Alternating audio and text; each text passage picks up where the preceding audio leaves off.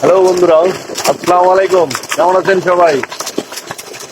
আমরা বর্তমান আছি জামালপুর জেলার মাদারগঞ্জ উপজেলায়। একটা 500 ফিট বোরিং করেছি।